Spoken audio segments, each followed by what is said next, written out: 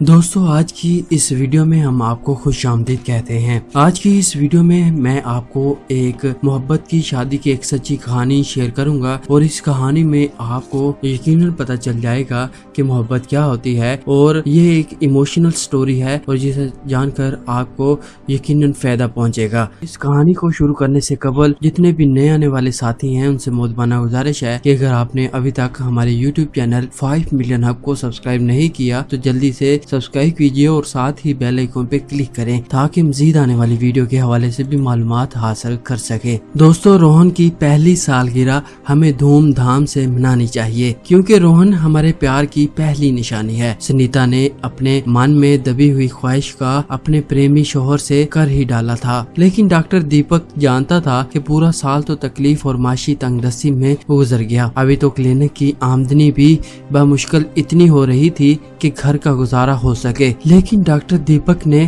اپنی پریمکا سنیتا کی گال پر تھپکی دیتے کہا کہ ایسے ہی ہوگا میری جان۔ کراچی کے علاقے کرنگی میں چھپ کر چوروں کی طرح زندگی بسر کرنے والے ڈاکٹر دیپک اور سنیتا کو یہ شہر بہت مہنگا پڑ رہا تھا، اور دوسری جانب دونوں سے خاندان نے سماجی بائیکاٹ کر رکھا تھا کیونکہ خاندان کی نظروں میں ڈاکٹر دیپک اور سنیتا کا پریم بندھن خاندان کی ناک کاٹ دینے کے مترادف تھا۔ اس لیے خاندان نے اپنی ناک بچاتے ہوئے دونوں سے خاندان کے تمام حقوق چھین لیے تھے، لیکن دیپک اور سنیتا نے پیار کی شادی کر کے کوئی گناہ نہیں کیا تھا، لیکن خاندان کی نظر کزن میرج دھرم کے خلاف تصور کیا جاتا تھا۔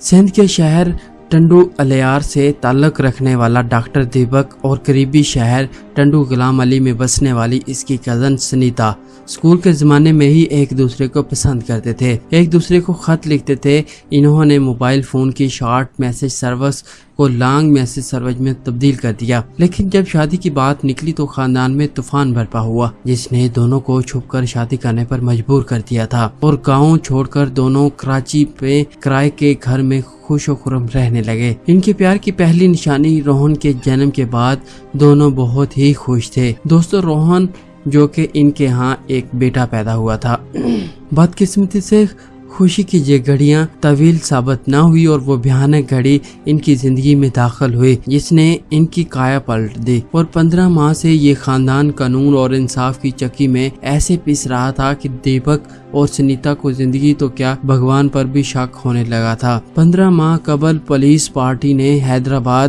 حالہ ناکہ کے قریب ایک ایسا کارنامہ سر انجام دیا کہ حیدرآباد کے ایماندار SSP کا سر شرم سے جھک جانا چاہیے تھا، لیکن ایک غریب ہندو ڈاکٹر سے ڈرامہ رچانے والے پیٹی بھائی کو بچانے کے لیے پولیس افیسر کی ایمانداری رٹائی میں تبدیل ہو گئی۔ دوستو پولیس پارٹی نے گاڑی کو روک کر ڈاکٹر دیپک کو نیچے اتارا اور منہ پر کپڑا ڈال کر پولیس موبائل میں ہی خوب دھلائی کی، اور پھر تھانے جا کر ہاف فرائی کیا۔ سندھ میں ہاف فرائی اور فل فرائی جیسی شرمناک ٹرمینالوجی پولیس نے متعارف کروائی ہے، اور ہاتھ پیر اور ٹانگیں توڑنے کو ہاف فرائی کہتے ہیں۔ پولیس نے دیپک کو گولیاں مار کر ایک ٹانگ اور ایک بازو ضائع کر دیا کیونکہ پولیس کے مقابلہ دکھانا تھا، اور یہی ہوا کہ اخبارات میں بڑے شدمت سے خبر شائع ہوئی۔ حیدرآباد حالہ ناکہ کے قریب پولیس مقابلے میں بدنام زمانہ ڈاکو شریف پہنور کو زخمی حالت میں گرفتار کیا گیا ہے۔ ایمانداری کے عوض حیدرآباد پریس کلب سے اعزاز حاصل کرنے والے SSP حیدرآباد عرفان بلوچ نے جعلی مقابلہ کرنے والے SHO علی محمد مغل کے خلاف کارروائی کرنے کے بجائے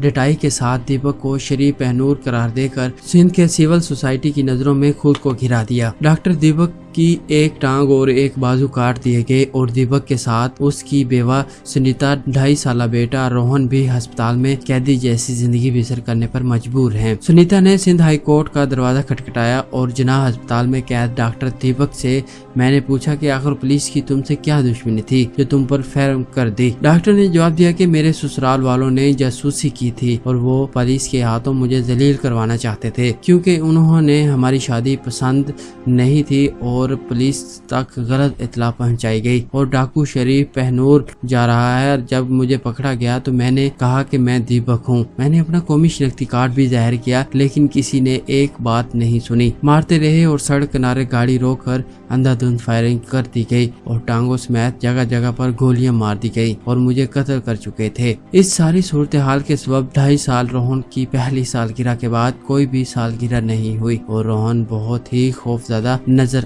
آتا ہے, لیکن مشکلات اور جھیلنے والی سنیتا نے بالکل بھی ہمت نہیں ہاری. سنیتا کہتی ہے کہ ہمارے ساتھ بہت بڑا ظلم ہو گیا ہے. ہمارا پورا ریکارڈ نادرا سے بھی چیک کیا گیا اور نادرا کے ریکارڈ میں بھی ثابت ہو گیا کہ میرا شوہر دیپک ہے اور میں سنیتا ہوں. بھگوان نے تو میرے شوہر کو دیپک پیدا کیا, لیکن پولیس ابھی بھی اس کے شریف پہنور کہتی ہے. آخر ہم کہاں جائیں, ہم تو مکمل برباد ہو چکے ہیں اور در بدر بھٹک رہی ہوں اور سچ کو ثابت کر سکوں. سنیتا کہتی ہے کہ حالات سے تنگ ہو کر میں نے سندھ ہائی کورٹ میں پٹیشن دائر کی ہے کہ بس یہی آخری سہارا ہے اور ہماری زندگی میں ایک بہت بڑا طوفان آ چکا ہے اور کوئی ہماری مدد کرنے کو تیار نہیں ہے. اور دیپک اور سنیتا کی درد بھری کہانی تو بڑی طویل ہے اور کربناک اور دردناک ہے. وہ خود بھی جب اپنی کزن بیان کرتے ہیں تو ان کی آنکھوں سے نکلنے والے موتی گالوں پر ٹپک پڑتے ہیں. لیکن سندھ پولیس نے نہ جانے کتنی ہی ایسی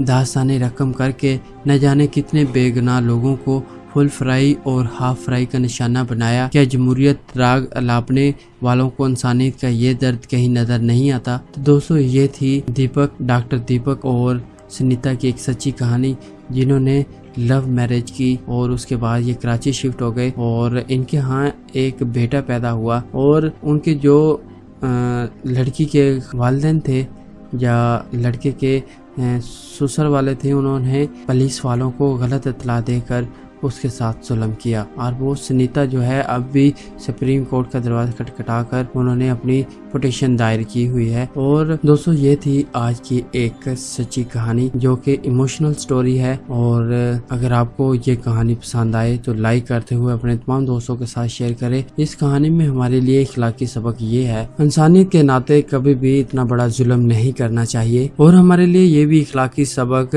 موجود ہے کہ سب سے پہلے شادی کرنے سے پہلے ہمیں اپنی بیٹی اور بیٹے سے ضرور رائے لینی چاہیے. اگر وہ کہیں کسی کو چاہتا ہے یا چاہتی ہے یا پسند کرتے ہیں تو ان کی رائے لینا ضروری ہے, کیونکہ اگر آپ ان کی شادی ان کی رضا کے خلاف یعنی ان کی من پسند کے خلاف کر دیں گے, وہ آپ کی بات کو ٹالیں گے تو نہیں, لیکن ان کی آنے والی زندگی میں بہت مشکلات ہوں گی. اور آپ نے شادی تو کرنی ہوتی ہے, لیکن آپ ان کی پسند کی بھی شادی کر سکتے ہیں. اگر آپ ان کی پسند کی شادی کر دیں تو ایسا وقت ہی نہیں آتا کہ وہ گھر سے بھاگ کر کہیں اور جا کر آپ کی عزت کو یا والدین کی عزت کو مٹی میں ملائیں یا کسی اور سے شادی کریں. اس سے اچھا پہلے اپنے بچوں سے رائے لیں اور ان کی رائے کو کوشش کریں کہ پوری کر سکیں. اگر نہیں کر سکتے تو ان کو بٹھا کر پیار سے سمجھائیں کہ ایسا ناممکن ہے, یعنی ایسا نہیں ہو سکتا. ہمارے خاندان میں یہ رسم و رواج ہیں جس کی وجہ سے ہم ایسا قدم نہیں اٹھا سکتے. اگر ان کو بچوں کو اگر سمجھ نہ آئے یعنی وہ آپ کی بات ایکسیپٹ نہ کریں تو پھر ویسا کر دینا ہی اچھا ہوگا, کیونکہ بعد میں بہت ہی بےسی اور مر جانے کا مقام ہوتا ہے. تو دوستو, یہ ہمارے لیے ایک اخلاقی کہانی تھی. امید ہے کہ آپ کو ہماری یہ کہانی پسند آئی ہوگی اور مزید اسی طرح کی کہانیاں دیکھنے کے لیے ہمارے یوٹیوب چینل 5 ملین ہب کو ضرور سبسکرائب کیجیے اور ساتھ ہی بیل آئیکن پہ کلک کریں تاکہ مزید آنے والی ویڈیو کے حوالے سے بھی معلومات حاصل کر سکے. اس ویڈیو کو اپنے دوستوں کے ساتھ لازمی شیئر کریں اور اس ویڈیو کے نیچے کامنٹ بھی کیجیے گا اور اپنا فیڈ بیک بھی دیجیے گا, اور یہ بھی ضرور رائٹ کیجیے گا کہ پاکستان زندہ باد. اور ہمیں یہ بھی ضرور بتائیے گا کہ آپ آنے والے وقت میں کس طرح کی ویڈیو دیکھنا پسند کرتے ہیں, تاکہ ویڈیو اسپیشلی آپ کے لیے تیار کریں اور آپ کے ساتھ شیئر کریں. اگلی ویڈیو تک کے لیے اپنا خیال رکھیے. ہمیں دیجیے اجازت. اللہ حافظ.